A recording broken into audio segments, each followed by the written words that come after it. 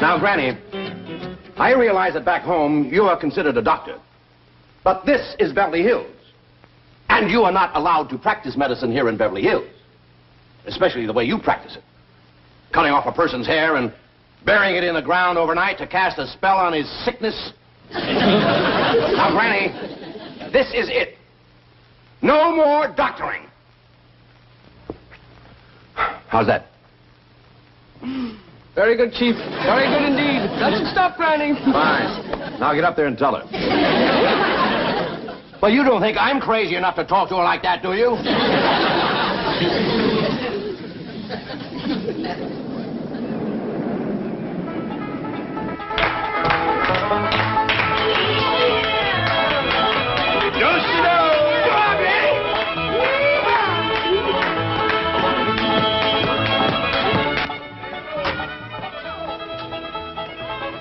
A square dance?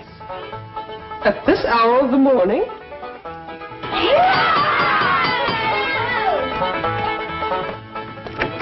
Howdy there, Miss Hathaway. Come in. Howdy, Miss Hathaway.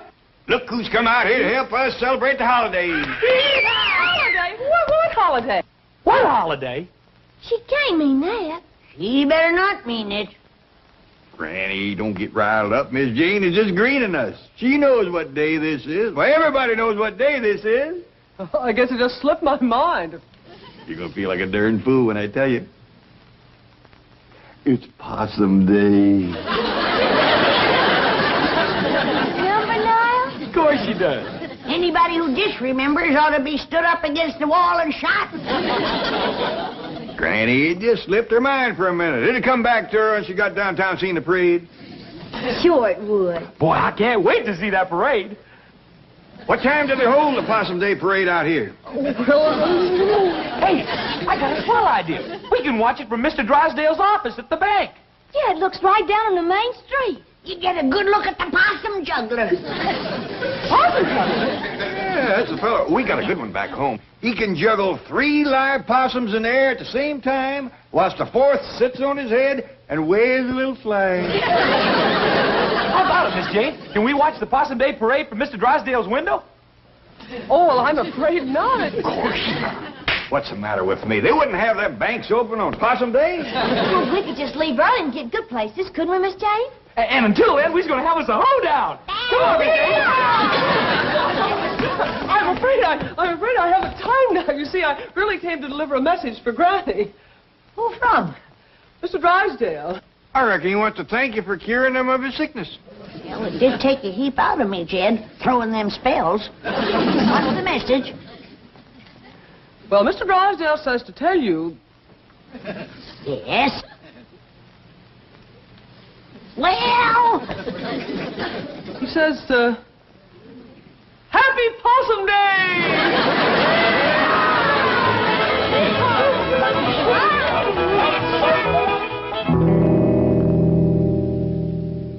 Roy, will you relax? What are you complaining about? She whacked off my hair, too, didn't she? But I am a doctor. Do you have any idea what I've been going through this morning? The lawnmower? Now remember your Hippocratic oath? I have a few oaths for you that Hippocrates never even heard of. If word gets out that my hair was snipped off, buried by a little hillbilly witch doctor to cast a spell on my sickness, do you think I'd have one patient left? Yes, I see what you mean. They'll all be going to her. Drysdale, I am going to the state medical board, and when they get through with that little woman, she won't be able to prescribe an aspirin for her own headache. Oh, Roy, will you relax? I've already taken care of that. You have? My exact words you heard this morning, this very morning, I said, Granny, this is it. No more doctoring. And what did she say? Well, I won't know till my secretary gets back. You sent your secretary to tell her that? Well, she's much more persuasive than I am. She knows how to handle them. So do I. Roy! Dr. Clyburn to you. Doctor, I appeal to you as a poor, helpless patient. You don't even appeal to me as a rich, helpless patient. If you make trouble for the Clampetts, I'll be facing major surgery. What major surgery? The removal of $35 million from my bank. Without an anesthetic. Here she is. Tell the doctor you gave Granny my message. No more doctoring, and she agreed. Well, you heard her. Now get back to your office and forget the whole thing. I want to hear exactly what you said to Granny and what Granny said to you. Well, upon my arrival at the Clampett mansion, imagine my surprise to find them arrayed in their Sunday finery and having a square dance. "Look who's here to help us celebrate the holiday," exclaimed Mr. Clampett, happily. "What holiday?" I inquired, innocently. "Possum Day," he replied, earnestly. "Well, you..." Never mind the Tom Swift dialogue.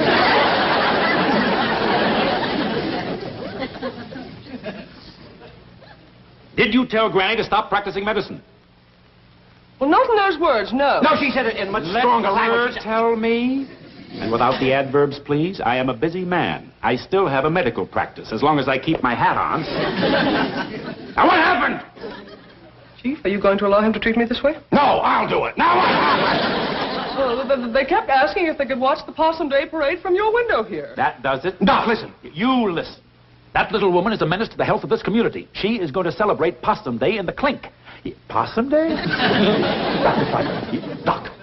Roy, boy. You are constricting my brachial artery with your hemostatic grasp. What? Get your cotton-picking meat hooks off my arm. Look, I'll go see the Clampetts. I'll talk to Granny. I'll give her the message myself. I'll give her an ultimatum. I'll give you 1 hour. Oh, thank you. Thank you. You are constricting my dorsal metacarpals.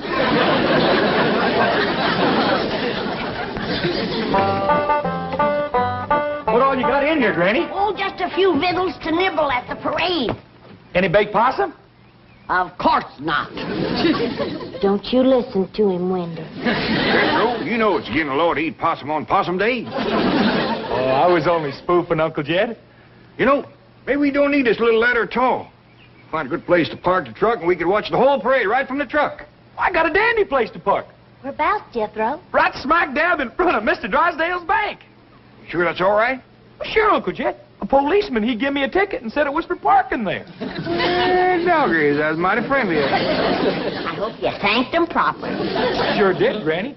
Why, he said he was just giving me a $5 ticket this time, but next time he's going to give me a $10 ticket.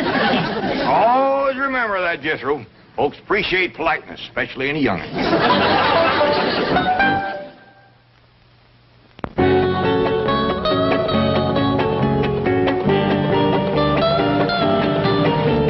What else can happen to me today? Now, Chief, don't get so upset. Come on, faster, faster. Well, I reckon that's everything. Come on, let's get going. Oh, I'm so excited. This is the first time we ever watched a Possum Day parade in Beverly Hills. Yeah, I reckon they do it up proper out here. Oh, hey, Uncle Jed, shouldn't we bring along old Duke? I don't reckon that'd be such a good idea. What do you think, Granny? I don't think so. The way he's been eyeing old Wendell here.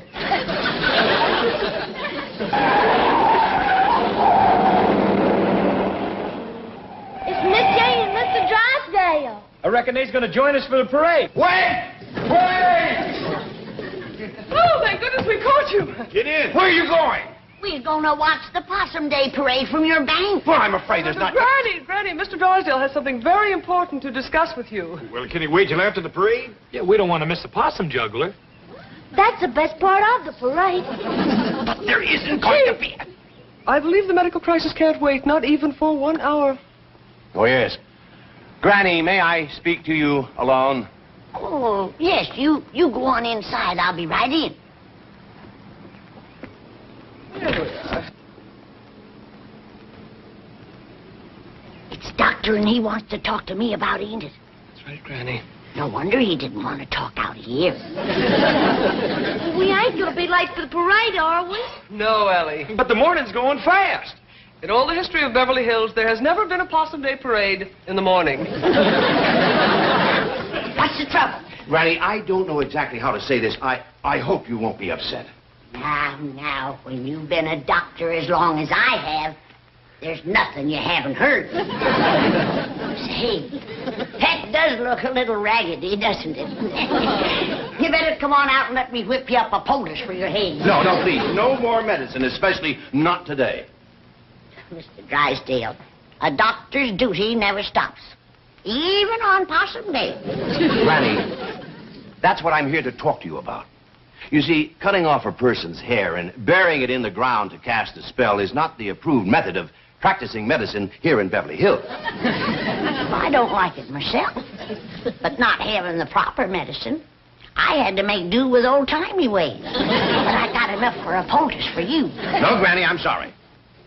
Well, you'd like to have your hair back, wouldn't you? Well, not after it's been in the ground overnight, no. I mean to grow back.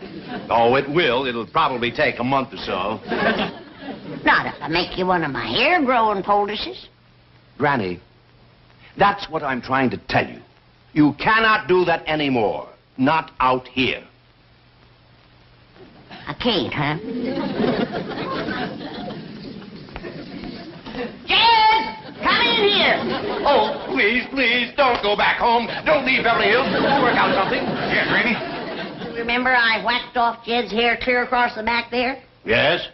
Show him what my hair-growing poultice did for you, Jed.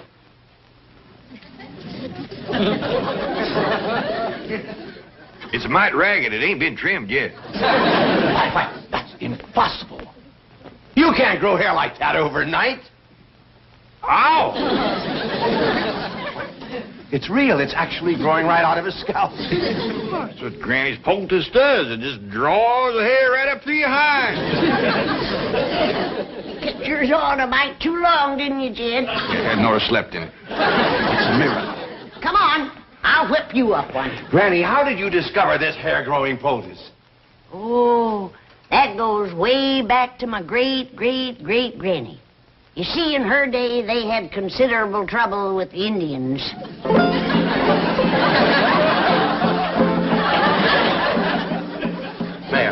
Mayor, Your Honor, it doesn't have to be a big parade. No, just a high school band, a few horses, a few banners.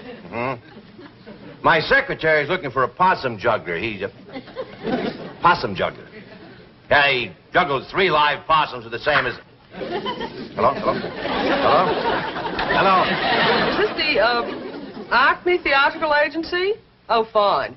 Well, we're looking for a possum juggler for a parade. You have a Clarence juggler. Not an actor. A possum juggler is one who juggles possums. Now, we would prefer one who can juggle at least 3 Hello?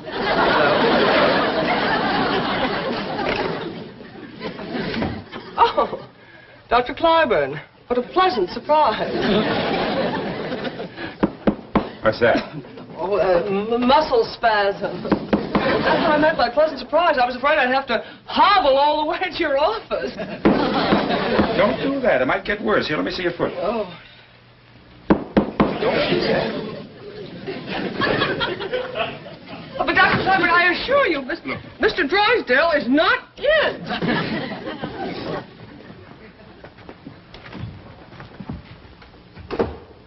See? Told you. Not here. I wish I could stay out of my office. Have you any idea how it destroys the confidence of a patient to be examined by a doctor who keeps his hat on? The patient gets the feeling things aren't going well. The doctor's ready to skip out of town. Well, Dr. Clyburn, everyone knows you're the finest doctor in Beverly Hills. Now, don't try flattery on me. Now, what about Granny? Oh, that wasn't flattery. I didn't say it was. I just said don't try it. Now, what about Granny? Did Milburn speak to her? Absolutely. I drove him there myself. Did he lay down the law? Tell her no more doctoring? Or did he chicken out as usual? Oh, Mr. Drysdale is not one to chicken out. He has an excellent law record. Yes, I've heard it.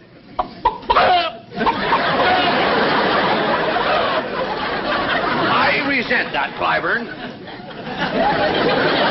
I'll have you know I was decorated. Yes, and I see you're still wearing it. What is that? What? Oh, this.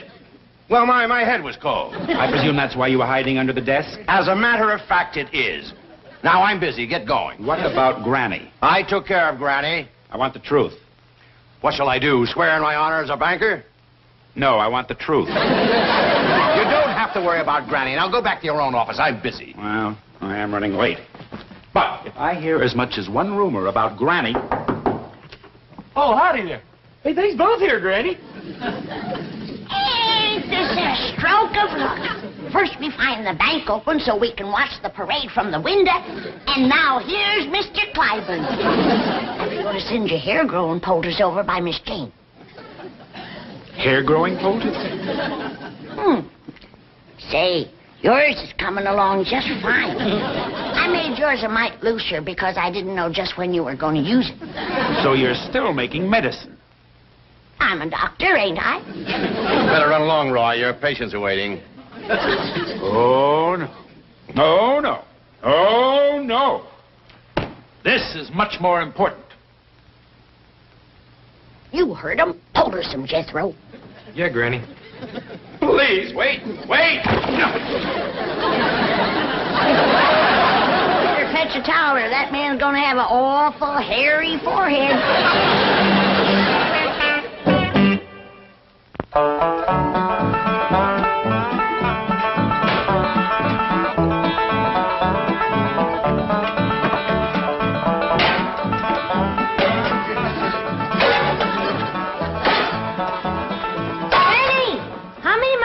Take back home with me. None that you didn't bring with you. I don't want nothing around that's going to remind me of this miserable place. Well, how about my skunk? He won't take up no room. Leave him here. Well, he might get kind of lonesome. They ain't got many skunks in Beverly Hills. There's plenty of the two-legged kind. Like that ungrateful, good-for-nothing Clyburn feller. Say, Granny, it's coming on for nightfall. What you say we all get a good night's sleep and we start out for home first thing in the morning? I ain't spending one more night in this Beverly Hills, and that's that. I'm going back home, where folks appreciate you doctoring them back to health and Poter's hair on their heads. That Clyburn fella was plumb ungrateful, was he? Downright nasty. Why, he's claiming that he wasn't even sick when he came here yesterday. He says that Jethro put him to bed against his will. Why, he's even claiming that he's Mr. Drysdale's doctor. You don't say. I cured them both. Now he's wanting all the credit. Granny, let him have the credit. It ain't that, Jed. But it's the meanness of the man. Why, he yanked my potas off his head and throwed it out the window. Then he poked his finger in my face, and he says he's gonna get after me with a doctor's board. What's a doctor's board? I don't know. But it must be big. He says 4 doctors sat on it. That's when Jethro came in. Right, Jethro? Yes, sir, Uncle Jed. I said, you take a board to my granny, and I bust it over your head. I don't care how many doctors are sitting on it. Well, I reckon he was considerable provoked to see that. I was pretty provoked myself, waiting outside. Why, what happened to you? Well, as you know, this policeman give Jethro here a ticket for parking in front of the bank. A $5 ticket. Well, when a policeman come by and tried to give me another ticket, I said, no, thank you, we already got one. If it's all the same to you, I'll take the money. Well, he commenced to mean-mouthing me, and I said, now, hold on there. If that's the way you're going to be, we won't take your money or your ticket. What did he say to that? He asked me if I want to come down to the station with him, and I said, no, I don't want to miss a Possum Day parade. Well, what did he say to that? He said there wasn't no Possum Day. No Possum Day? That's what he said. These folks don't appreciate nothing out here. Jethro, you call Mr. Drysdale at his bank, and you tell him to send over your Uncle Jed's $35 million right away. We want to take it with us. Yes, Granny. And none of that paper stuff. We want real money. Silver. But, Jethro, listen to me. There is a Possum Day, and there will be a parade. Mr. Drysdale's working on it right now. All right, Mayor. Now, look, how about this? A couple of elephants, calliope, a few lousy balloons. Is that too much to ask? Now, suppose we put your name on the balloon. Election's coming up, you know. But, Jethro, please, you can't leave tonight. Oh, let me talk to Granny. All right. One small elephant, a few balloons, and a possum juggler. Possum juggler. But Granny, $35 million in cash. You can't possibly. You want it in what? Nickels, dimes, and quarters. Hello? Hello? Hello? Granny? Hello? Hello? Well, the Possum Day parade's all arranged. First thing tomorrow morning. Let's see, we're going to have an elephant. Too late, Chief.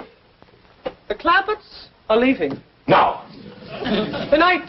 No. And taking their money. No. I thought I'd drop by on my way to the medical board. They'll have my report in case Granny tries to practice medicine again. How many doctors did you say were on that board? 4, all top men. Well, you're going to need all 4. Oh, Chief, remember you're a bank president. Allow me to hit him. What's the matter with you two? Look, Milburn, aren't you content just to look like an idiot? You have to act like one, too. And will you take off that silly-looking baby bonnet? Hair. Chief, you've got hair. Hair where? Of all places, on your head. Granny's poultice. It works. Look who has hair. And who has it? It is a medical impossibility to so stimulate the cranial integument as to produce in a few short hours more than a microscopic filamentous outgrowth of modified epidermic tissue known as hair. She did it. That little hillbilly witch doctor did it. Well, Chief, grab your coat and get your hat. There's still time to stop them. 8 years Harvard Medical School. 2 years internship. 20 years practice. 30 years of accumulated scientific knowledge. Right down the old tube. Now, wait! I'm going with you. I want a poultice! I won't do it in that step. Please, Granny, I need my hair. You can't refuse me. You're my doctor. Hey, Granny, guess what? They do have Possum Day out here. They just celebrate one day later than we do. Yeah, and they're going to have a parade tomorrow morning. And Mr. Drysdale and Miss Jane say we can all be in it. And them too. We might even let him in it. I played bass drum in the Harvard band. I was once a drum majorette. It would be a bit of a shame to have him march in the Possum Day parade looking like that. Yes, it would. All right. I'll make you a poultice and you can sleep in it tonight. Thank you.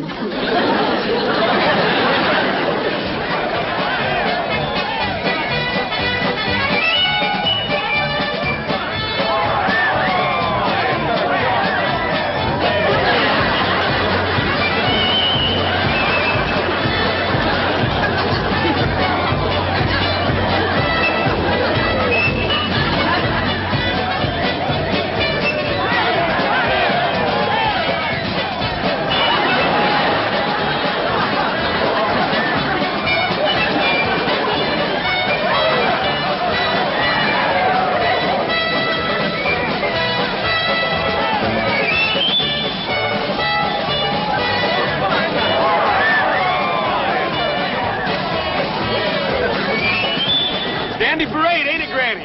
All except the possum juggler, sorriest I ever seen. Well, she's doing the best she can.